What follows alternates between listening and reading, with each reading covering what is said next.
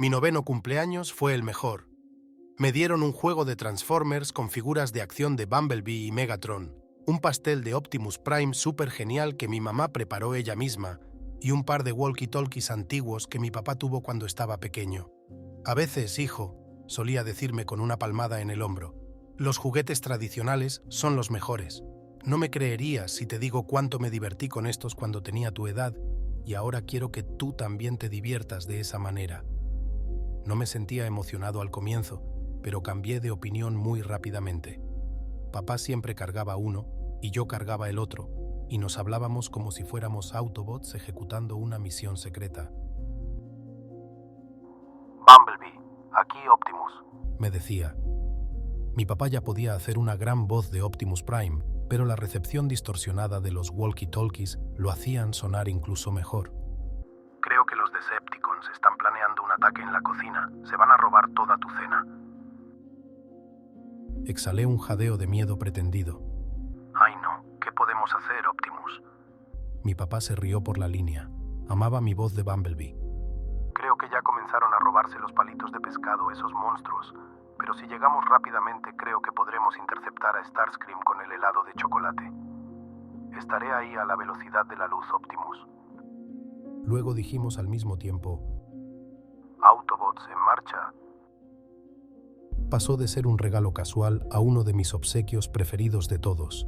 Sacamos horas de diversión de los walkie-talkies, en la casa, en el parque e incluso a la hora de dormir. Si alguna vez me sentía asustado por los sonidos raros que se escuchaban en la casa, solo tenía que levantar el walkie-talkie y presionar el botón del costado, y entonces escucharía a mi padre convertido en Optimus Prime, haciéndome sentir a salvo de nuevo.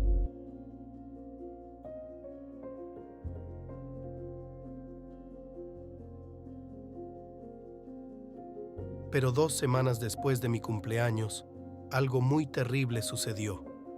Mi padre estaba haciendo que algunos cuartos de la casa fueran a prueba de sonido para que mi madre pudiera practicar tocando su violín, y mientras todos los trabajadores estaban en la casa, el walkie-talkie de mi padre se perdió. Se había esfumado por completo. Lloré por bastante tiempo después de eso, a pesar de que ya era un muchacho.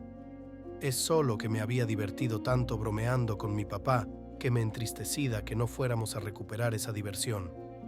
Me dijo que nos compraría un par nuevo más adelante, pero no me hizo sentir para nada mejor. Me encontraba en mi habitación jugando con los Transformers que mis padres me habían dado para mi cumpleaños, cuando escuché que mi walkie-talkie estaba pitando debajo de mi cama. El tipo de pitido que hace cuando alguien está tratando de hacer contacto. Había guardado el walkie-talkie bajo la cama desde que se perdió el de mi papá, pero solté rápidamente a Bumblebee y Megatron para recogerlo. Pulsé el botón del costado y escuché la voz de una niñita, probablemente de mi edad, que sonaba muy preocupada. Necesito ayuda. Por favor, ven a ayudarme, dijo. Sonaba como un cachorro herido. ¿Qué tipo de ayuda necesitas? Pregunté nervioso. En ese momento no me sentía como Bumblebee. Ella siguió haciendo unos sollozos acallados, como si estuviera gravemente herida. Ayer, el monstruo se llevó mi brazo. Se llevó mi pierna la semana pasada cuando traté de escapar. ¿En dónde encontraste mi walkie-talkie? No lo sé. Aquí está muy oscuro y tengo mucho miedo. Quiero a mi mami y a mi papi. Ahora me estaba asustando bastante. ¿En dónde estás? No lo sé. El monstruo me sacó de mi casa y me puso aquí. Usa una máscara blanca y tiene un gran cuchillo. Creo que me moriré si no voy al doctor. El walkie-talkie dejó de transmitir. La niña debió de haber quitado su dedo del botón. Eso no se hace. No volví a escuchar a la niña. Me pareció una broma muy tonta y grosera, pero mantuve el walkie-talkie conmigo solo en caso de que volviera a llamar. Me sentía preocupado por ella. Una semana después, el walkie-talkie comenzó a pitar y presioné el botón del costado con un dedo tembloroso. Bumblebee, aquí Optimus. La voz de mi padre estaba llena de alegría. Adivina quién acaba de encontrar el walkie-talkie. Chillé por la emoción. Mi papá estaba sonriendo de oreja a oreja cuando entró a la habitación, sosteniendo el walkie-talkie orgullosamente y dándole unos toquecitos como para asegurarse de que estuviera en óptimas condiciones. Por supuesto, corrí hacia él y lo abracé. ¿En dónde lo encontraste? Ah, solo estaba tirado en el sótano. Se me debió de haber caído del bolsillo la última vez que estuve ahí. ¡Qué torpe! Entre risas, le di un gran y fuerte abrazo, el cual me correspondió.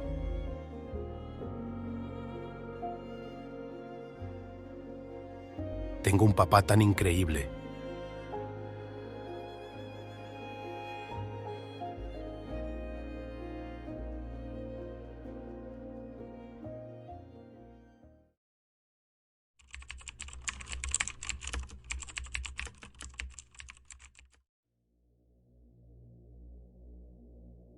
Pan tostado. Puedo oler cómo el pan se quema. Voy a la sala, noto cómo mis padres me observan y rescato el pan. Ellos también lo huelen, se dieron cuenta de lo que hice y me están mirando. He quemado el pan hasta un punto irreconocible.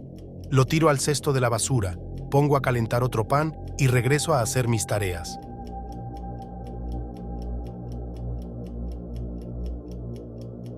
Paso al lado de mis padres, pero no les hago caso. Resuelvo más problemas de matemáticas y el olor se vuelve a sentir. He estado muy ocupado, muy ocupado. He quemado el pan. Paso a un lado de mis padres, saco el pan del tostador y lo tiro al cesto de la basura.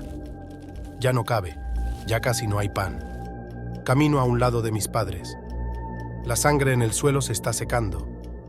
Resuelvo más problemas de matemáticas. Sé que se van a levantar. Van a venir por mí.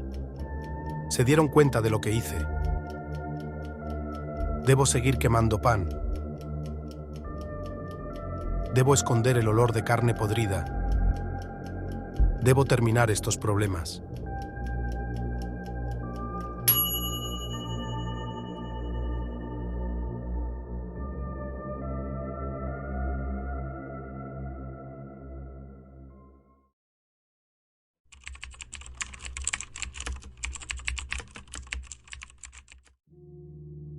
Mi esposa era la hija única y mimada de padres adinerados que vivían en el área rural de Nueva York.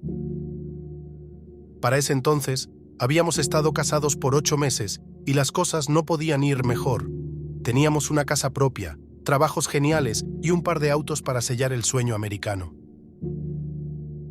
Habíamos estado pensando en conseguir un perro, y los planes de hijos tampoco estaban en el futuro distante. Pero las cosas no salieron como lo esperábamos. Una mañana, mi esposa recibió una llamada de la policía informándole que sus padres habían muerto en un accidente vial. Nunca la había visto tan abatida en toda mi vida. Después de la vela y de los funerales, llegaron los crudos trámites legales de los que nadie nunca quiere hablar después de una muerte. Cuando repasamos el testamento, descubrimos que sus padres le habían dejado la hacienda. Una parcela de tierra de 200 acres con una casa de $1.000.000 en el lago. Estábamos sorprendidos, por decir poco. Comenzamos a mudarnos lo más pronto posible. Vendimos nuestra casa vieja y los autos, y aceptamos amablemente todas las pertenencias que sus padres habían querido que tuviéramos. Pero hubo un problema. La casa simplemente se sentía muerta. Era muy grande, pero, de alguna forma, estrecha. Todas las paredes parecían ser más angostas de lo que deberían, y podías gritar desde un extremo de la casa sin poder escucharlo en el otro. Acostumbrarnos nos tomó un tiempo, pero al final le agarramos cariño al viejo mastodonte. O al menos eso fue lo que le dije a mi esposa. Cuando estaba solo en la casa, había algo desconcertante sobre el lugar. Un rechinido en el piso, un crujido en la ventana, un escalofrío en mi cuello cuando pasaba a un lado de una ventana brillante, sintiéndome como si estuviera siendo observado. Realmente la odiaba. Mi esposa trabajaba hasta tarde cada día de la semana, cuidaba personas en un asilo y sus turnos se extendían desde las 4 hasta la medianoche. Usualmente, Yo disfrutaba ese tiempo a solas. Leía con frecuencia o escribía, y a veces preparaba una gran pipa y me sumergía en una película. Y esta fue una de esas noches. Alisté todo. Le di unas caladas a mi pipa, me envolví en una sábana y empecé la película. Fue un viernes y apenas eran las 8 de la noche, así que supuse que unas cuantas cervezas no me caerían mal. Tenía 4 horas y media hasta que mi esposa regresara. Me bebí algunas y llegué a casi la mitad de la película cuando escuché algo en el piso de abajo. Juro que pensé que era la casa jugándome trucos, como lo había hecho tantas veces en el pasado. Traté de ignorarlo, pero entonces escuché un portazo. Me levanté rápidamente y fui a la planta baja.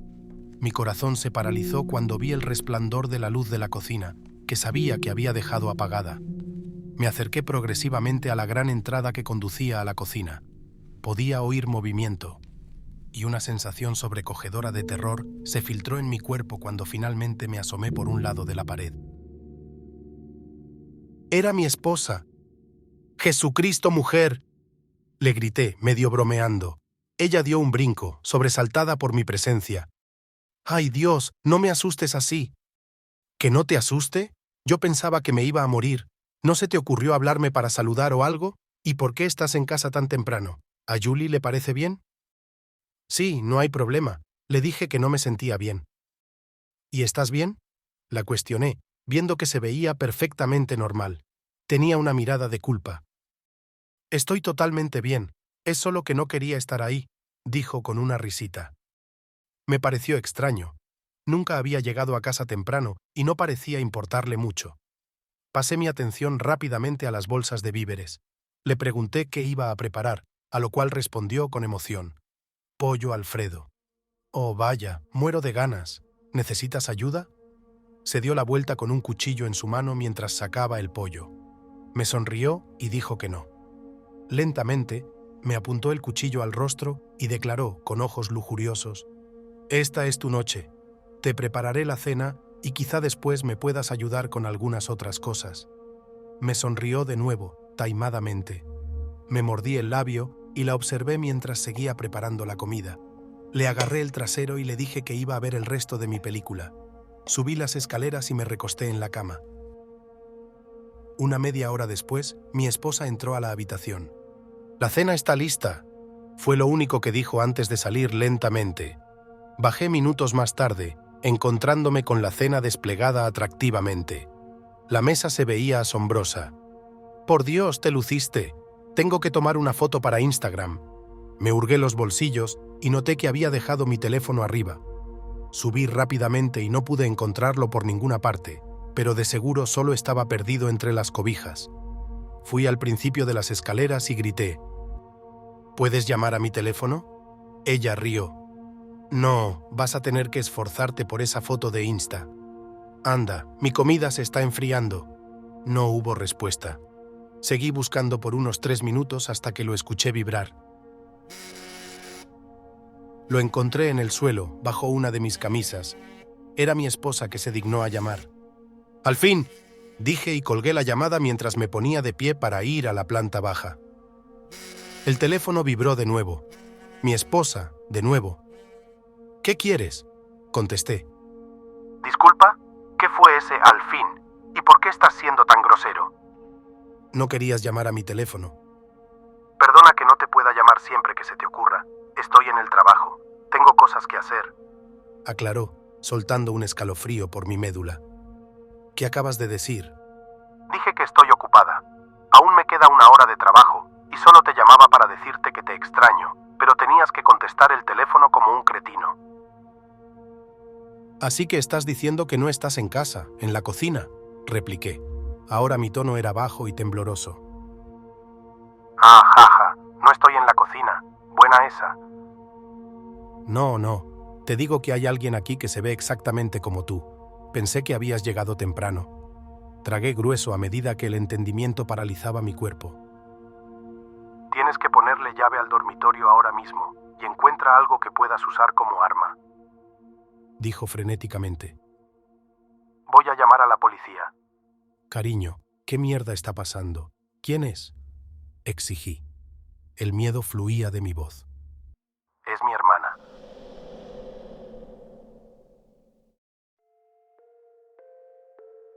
Me quedé en el dormitorio hasta que la policía llegó. Resultó que se había asustado y se fue antes de que la policía llegara. Encontraron arsénico en la comida y una nota con 4 palabras. Esta es mi casa. Mi esposa nunca me contó de su hermana gemela. Al parecer, había estado entrando y saliendo de prisión y hospitales psiquiátricos toda su vida. Su familia la había desheredado y era como si estuviera muerta. Fue así hasta que escuchó del accidente. Ahora todas esas sensaciones extrañas que he estado sintiendo son más válidas y no han desaparecido.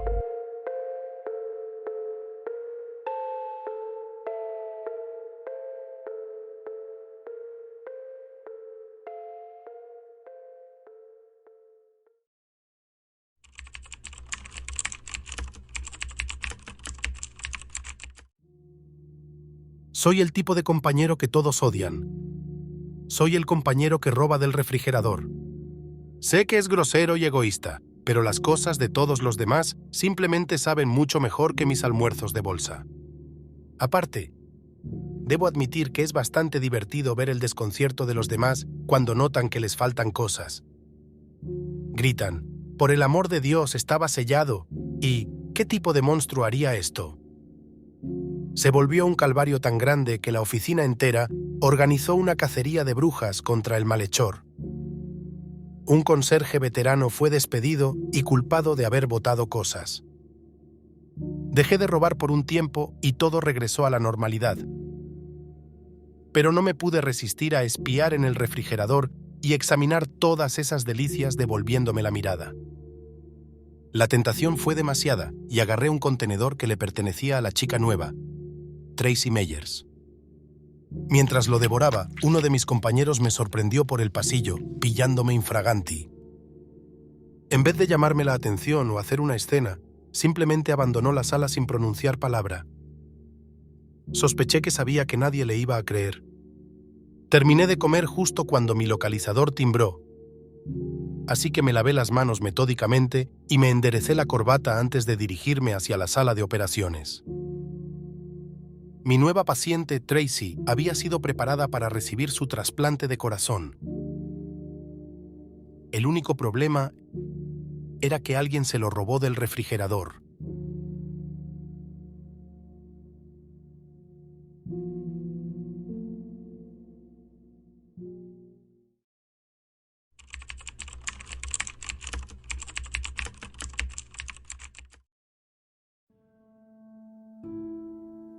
Recuerdo que un amigo mío me decía que los truenos eran nubes colisionando.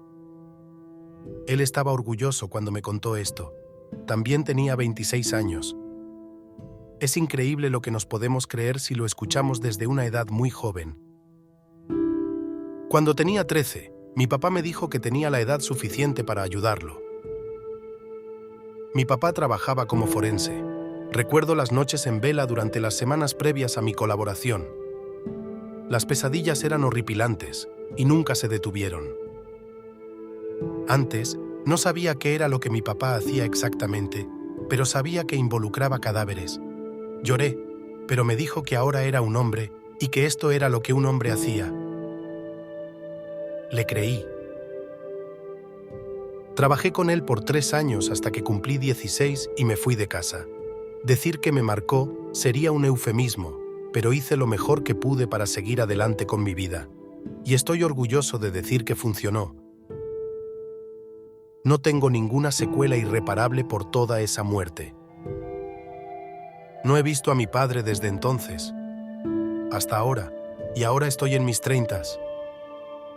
Agaché mi cabeza para observar su cuerpo. Sí, es él, le dije al hombre con la bata de laboratorio. Me agradeció y movió la sábana sobre el rostro de mi padre. Ese es mi papá, sin duda. Él también era un médico forense, ¿sabes? El hombre me ignoró y rellenó su papeleo. ¿Este lugar es tan callado? ¿Cómo lo mantienen tan callado? Me vio por encima de su portapapeles, sonriendo. Pues, Los residentes de aquí no hablan mucho. Pero ¿y los que siguen vivos? ¿En dónde los dejan? Me lanzó una mirada extraña.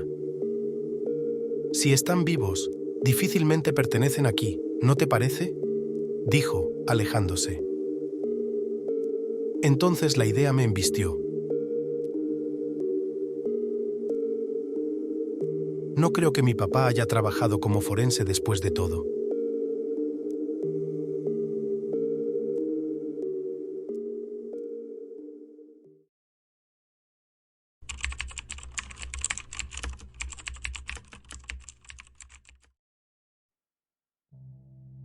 Se sorprendió cuando, esa noche, su hijastra acudió a él y no a su madre. La pequeña de 6 años apenas, y había podido tolerarlo durante los meses en los que compartieron un solo hogar. ¿Qué sucede? ¿Monstruos en tu armario?, preguntó él sarcástico. Ella asintió. Don Huesos no me deja dormir. ¿Don Huesos? ¡Qué chistoso! El nombre de mi monstruo, cuando yo tenía tu edad, era Don Huesos, indicó riendo por lo bajo. Oye, quizá está aquí por mí y no por ti. Ella se acercó y apagó la luz. A mí me dijo lo mismo, le respondió. La puerta del armario empezó a rechinar.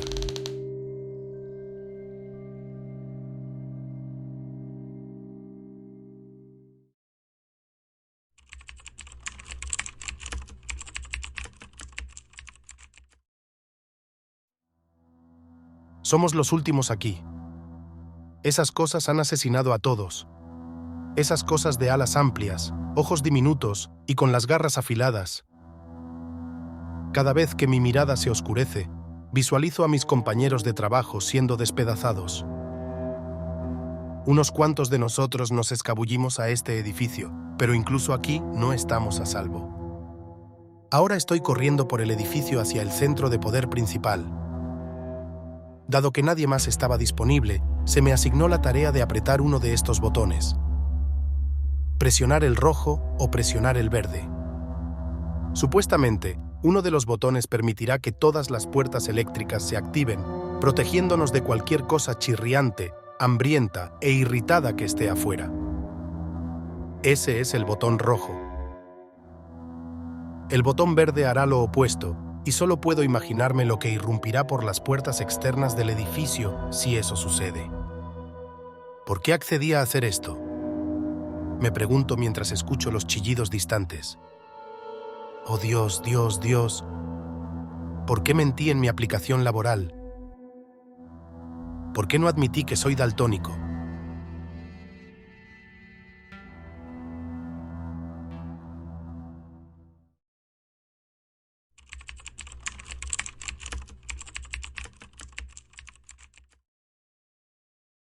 Todos aman el primer día de escuela, ¿verdad? Un nuevo año, nuevas clases, nuevos amigos. Es un día lleno de potencial y esperanza, previo a que la realidad depresiva y amenazante se impregne en la diversión. Me gusta el primer día de escuela por diversas razones. Verás, tengo una especie de poder. Cuando miro a los demás puedo sentir un tipo de aura a su alrededor. Una silueta pigmentada que se basa en cuánto le queda de vida a esa persona. La mayoría de las personas que conozco de mi edad están rodeadas por un tinte verde sólido, lo cual significa que aún tienen mucho tiempo. El aura de una parte de ellos posee un tinte entre amarillo y anaranjado. Eso tiende a significar algo como accidente vial u otra tragedia. Lo que sea que se lleve a las personas antes de su hora, como dicen. Pero la verdadera diversión es cuando las auras se aventuran en el espectro rojizo. De vez en cuando, veré a alguien que básicamente parece un semáforo en alto andante. Esas son las personas que serán asesinadas o que se suicidarán. Es excitante verlas y saber que sus días están contados. Habiendo aclarado eso, siempre llego a clase temprano para que pueda estudiar el destino de mis compañeros. El primer niño que entró irradiaba rojo. Me reí por lo bajo. ¡Qué puta mala suerte, amigo! Pero en tanto las personas continuaron entrando, todas tenían el mismo rojo intenso. Nuestro profesor fue el último y cerró la puerta tras de sí. Su aura era de una tonalidad enfermiza de verde.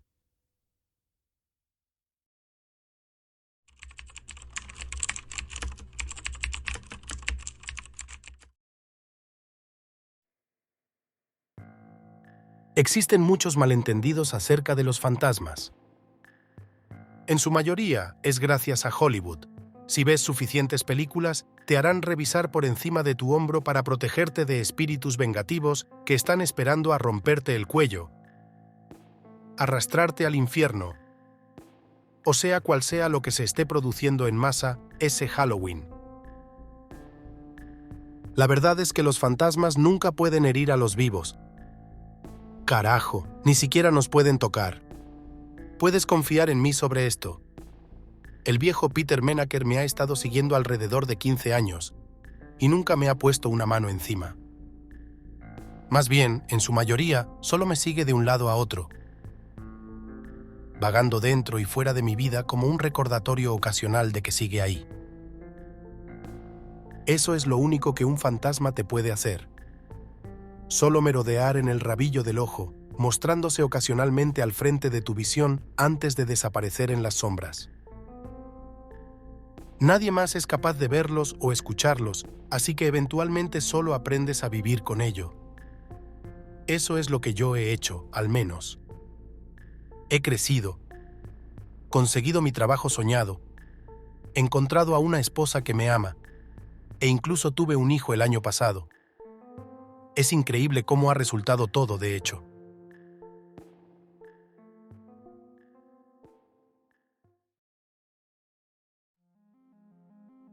Me encuentro a un mundo de distancia de donde estaba esa noche cuando tenía 17 años.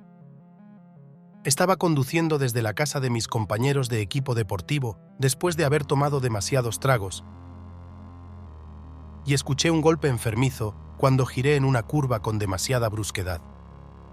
Pisé los frenos y salí corriendo del auto, y fue entonces cuando vi al viejo Menaker desperdigado a la mitad de la calle, con sus piernas apuntando en la dirección equivocada y sangre colándose de su boca.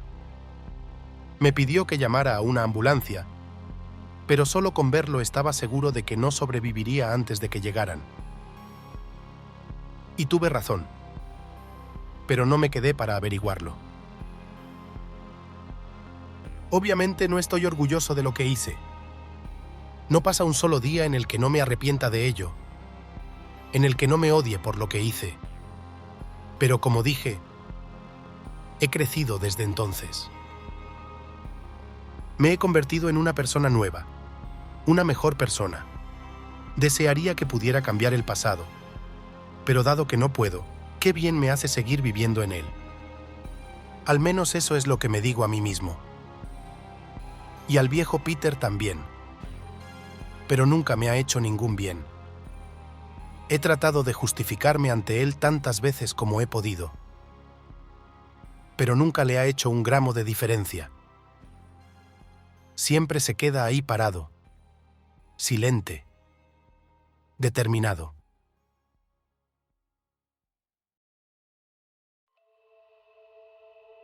Un fantasma nunca puede herir a los vivos. Pero nadie vive por siempre. Y un fantasma no es más que paciente.